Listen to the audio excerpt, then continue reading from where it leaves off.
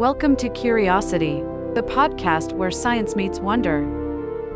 Join us as we explore the fascinating, the innovative, and the unexpected, from the secrets of the cosmos to the marvels of everyday life. Each episode takes you on a journey to uncover the knowledge and stories that fuel our endless quest for understanding. Let your curiosity guide you. A journey through ancient Greek life. Ancient Greece, a civilization that thrived from around the 8th century BCE to the 4th century BCE, was a constellation of independent city-states rather than a unified nation, each with its own distinct character and customs. Among these, Athens and Sparta emerged as the most prominent, offering starkly contrasting visions of society, one rooted in democracy and intellectual exploration, the other in military rigor and communal discipline. Life in this era, particularly during the classical period from roughly 500 to 323 BCE, was a vibrant blend of political engagement, religious devotion, artistic achievement, and daily toil, shaped by the rugged landscapes of the Greek peninsula and the surrounding Aegean Sea. This era, often hailed as a golden age, saw the rise of monumental figures like Pericles, Socrates, and Phidias, whose contributions would echo through the centuries.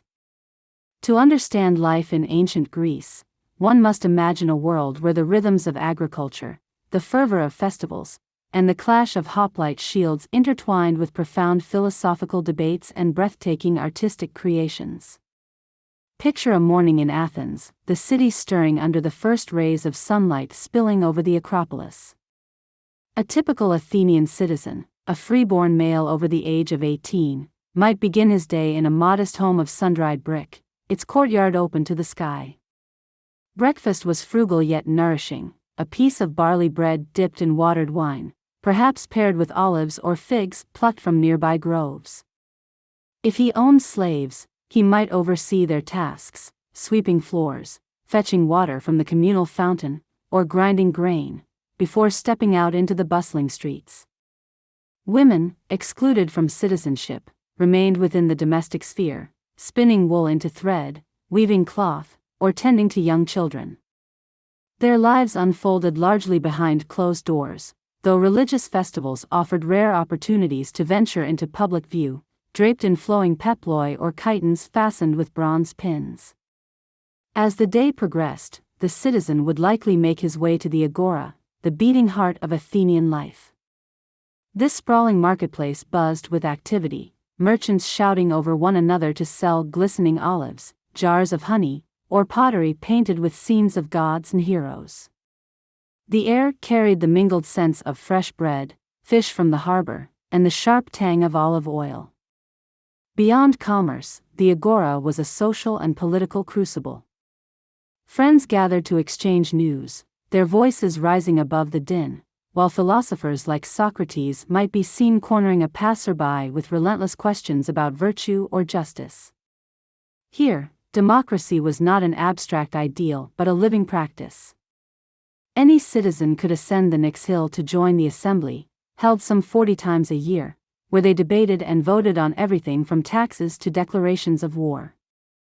Pericles, the charismatic statesman, often stood before them, his words weaving visions of Athenian greatness, urging the city to fund its navy or erect magnificent temples. Yet this democratic privilege was far from universal. Women, slaves, and metics, foreign residents who flocked to Athens for trade, were barred from the assembly's stone benches. Slaves, numbering perhaps a third of the population, bore the weight of the city's labor. Some toiled in silver mines at Laurion, their lives harsh and short, while others served in households or as skilled craftsmen, their treatment varying from relative kindness to brutal indifference. Metics, though free, could neither vote nor own land, yet their workshops and merchant ships fueled Athens' prosperity. This rigid social hierarchy underscored every facet of life, a reminder that freedom in ancient Greece was a prize reserved for a select few. Religion wove itself seamlessly into the fabric of daily existence, a constant presence that colored both the mundane and the momentous.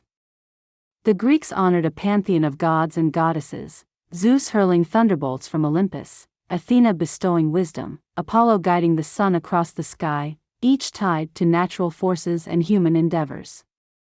Temples rose as testaments to this devotion, none more striking than the Parthenon, its marble columns gleaming atop the Acropolis, a monument to Athena's patronage of Athens. Festivals punctuated the year, blending reverence with revelry. The Panathenaea saw citizens in procession, bearing offerings to Athena's statue, while athletes vied in races and poets recited hymns. Every 4 years, the Olympic Games drew crowds to Olympia, where men competed in foot races, wrestling, and chariot dashes to honor Zeus, their victories crowned with wreaths of wild olive. Oracles, too, held sway. At Delphi, the Pythia's cryptic utterances, shrouded in the scent of laurel smoke, guided kings and generals alike. Education was prized, particularly in Athens, where it aimed to sculpt citizens of both body and mind.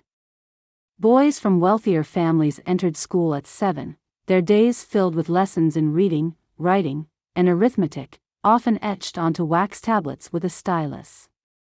Music followed, the plaintive notes of the lyre teaching harmony, while gymnastics honed their strength in sunlit courtyards. Homer's epics, the Iliad and Odyssey, were memorized, their tales of courage and cunning shaping moral ideals. Girls, by contrast, learned at home, their education centered on weaving, cooking, and sometimes basic literacy, preparing them for lives as wives and mothers. For the elite, education extended into adulthood through philosophers and sophists. Socrates roamed the streets, his Socratic method peeling back layers of assumption, while Plato's academy and Aristotle's lyceum offered formal study, ethics, politics, even the stars, laying the groundwork for Western thought. Art and architecture flourished as expressions of both piety and civic pride. Sculptors like Phidias chiseled marble into lifelike forms, the Discobolus capturing a discus thrower mid-motion, muscles taut with effort. Temples evolved from simple structures to masterpieces of proportion, their Doric columns sturdy and unadorned, giving way later to the graceful scrolls of Ionic design. The Parthenon's friezes depicted gods and mortals entwined, a narrative frozen in stone. Pottery, too, was an art, its black figure and red figure vases adorned with scenes of banquets, battles, or myths, everyday objects turned into canvases of culture. These creations were not mere decoration, they adorned temples, public spaces, and homes, intertwining beauty with utility. The economy pulsed with the rhythms of the land. Most Greeks were farmers, coaxing olives, grapes, and barley from rocky soil. Olive oil, pressed from gnarled trees, and wine, fermented in clay amphorae, were staples at home and commodities abroad, traded across the Mediterranean. Wealthy landowners oversaw estates worked by slaves or tenants, their harvests filling granaries and coffers alike.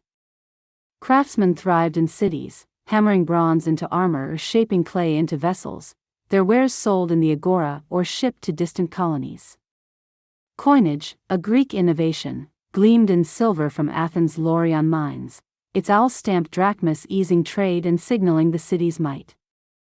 Ports like Piraeus hummed with ships, their holds bearing timber, metals, and spices, linking Greece to a wider world. Warfare loomed ever-present, a shadow cast by both ambition and necessity. City-states vied for dominance, their rivalries flaring into conflicts like the Peloponnesian War, which pitted Athens' naval supremacy against Sparta's land-bound legions. Earlier, the Persian Wars had forged a rare unity, victories at Marathon and Salamis etching tales of heroism into Greek lore. Hoplites, citizen soldiers clad in bronze greaves and helmets, locked shields in the phalanx, a wall of spears advancing as one. Training began in youth, gymnasiums doubling as drill grounds, while triremes, sleek warships rowed by free men, secured the seas. War was both calamity and crucible, forging identities and legends. Across the Peloponnese, Sparta offered a counterpoint to Athens' vibrancy. Here, life revolved around the spear and shield. Boys left home at 7, entering the agoge, a brutal upbringing of marches, mock battles, and scant rations, designed to forge unbreakable warriors. Endurance was prized over comfort. They slept on reeds, wore a single cloak year-round, and learned obedience through hardship. Women, unlike their Athenian sisters, trained physically, running and wrestling to bear strong sons for the state. They managed estates while men campaigned, their authority within the household surpassing that of other Greek women. Spartan society shunned luxury, art and philosophy found little foothold, but its army was peerless, a disciplined machine feared across Greece. Daily life varied widely, yet certain threads bound all Greeks. After morning labors, afternoons might bring leisure. In Athens, theaters carved into hillsides hosted tragedies by Sophocles, where Oedipus' fate drew gasps, or comedies by Aristophanes, mocking pompous generals to roars of laughter.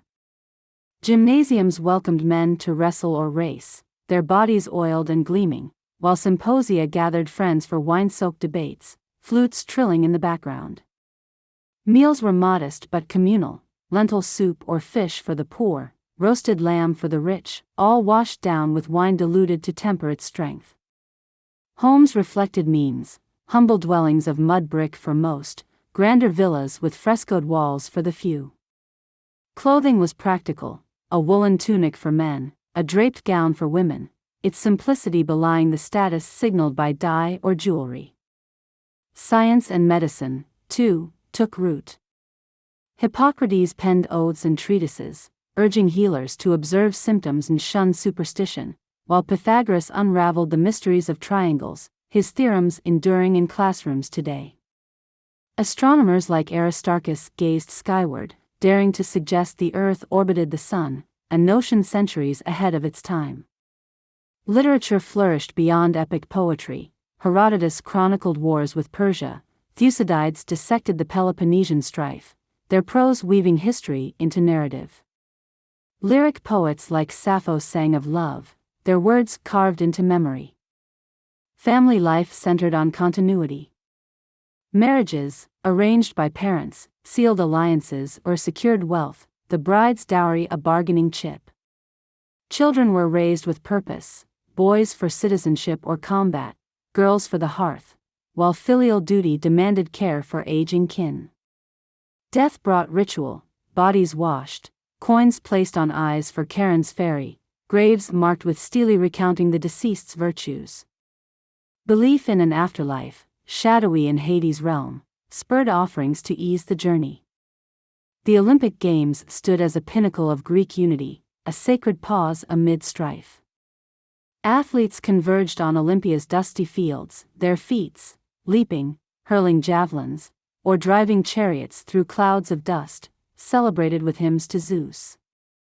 Victors returned home heroes, their names sung in odes, their statues raised in agoras.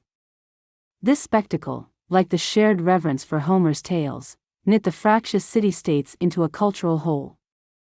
In essence, life in ancient Greece was a mosaic of contrasts, freedom and bondage, thought and action, splendor and simplicity. Athenians debated in sunlit forums while Spartans drilled in shadowed barracks, yet all danced to the same divine rhythms, spoke the same tongue, and dreamed beneath the same stars. Their world was one of relentless inquiry, where questions of beauty, truth, and power found form in marble, verse, and law. From the Parthenon's silent grandeur to the agora's clamor, from battlefield cries to the quiet of a philosopher's mind, ancient Greece birthed ideas that ripple still, democracy's first breaths, theater's enduring stage, the quest to know. Its legacy, vast and indelible, whispers through our institutions and arts, a testament to a people who lived boldly, thought deeply, and shaped the course of civilization.